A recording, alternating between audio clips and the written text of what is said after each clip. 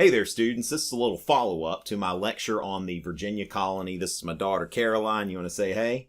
Hi. All right, this is my daughter, Caroline, and I want to tell a little story, a very personal story about the 1622 Indian Massacre. Now, Caroline, this is a true story that you've never heard before, and this involves one of her ancestors, all right? Her first ancestor to ever come to America, because your ancestors originally were from England, which is over across the Atlantic Ocean in Europe, yeah.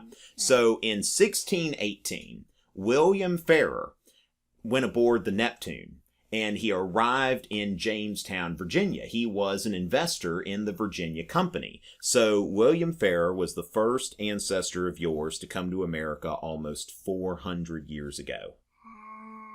Is he still alive? No, he is not still alive. He has been dead for a very long time, and he is your distant ancestor. That was 400 years ago. How old are you? 6. Yeah, 400 years, almost 400 years ago.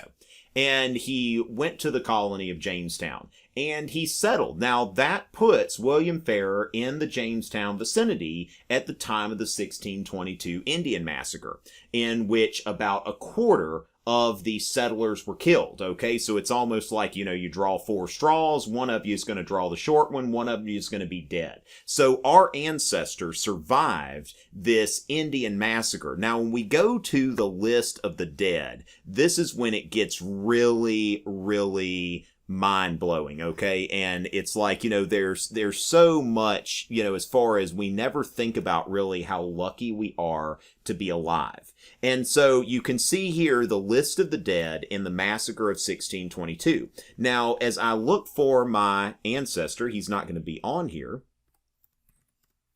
but he is mentioned here, okay? That we see here at Mr. William Farrar's house. Master John England, his man, John Bell, Henrik Peterson, Alice his wife, William her son, James Woodshaw, Mary's servant, Elizabeth, Thomas his man, which I'm guessing they're indentured servants, because this is really getting to, this is only a few years after the first African slaves arrived. So we've got men, women, servants. We see that, we see the servant here. We see a woman and a child. All of these people killed in William Farrar's house in what I often describe as the first nativist riot in the colonies. That really, when you look at the English coming in here and starting their colonies without anyone's permission, it's like, William Farrar was really an illegal immigrant to the United States, all right? So I've got this illegal immigrant ancestor, and these natives want to kill them and run them off.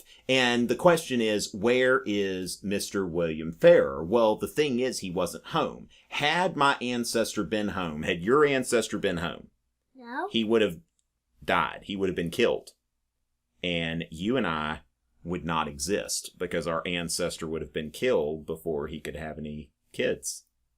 So he survived. Well, where was he? He was actually at another plantation. He had gone to a plantation known as Jordan's Journey Plantation. And the reason that he didn't get killed at Jordan's Journey, the reason my illegal immigrant ancestor didn't get killed, is because Samuel Jordan of Jordan's Journey Plantation built a wall around his plantation. And so my illegal immigrant ancestor took refuge behind this wall.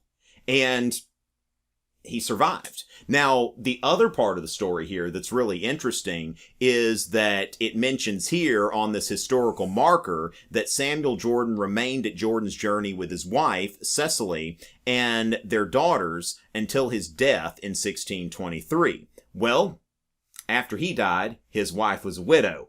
Enter William Farrar. And he actually, he asked for this woman's hand in marriage. A widow is a woman who has lost her husband. And so while he was there, he met his future wife. He married this guy's widow. And that is the reason why you exist. Because our illegal immigrant ancestor took refuge behind a wall that this guy built and, later on married the guy's wife. So, I am glad to be alive. All right. Are you glad to be alive, Caroline? Yes. Okay. We are very happy to be alive.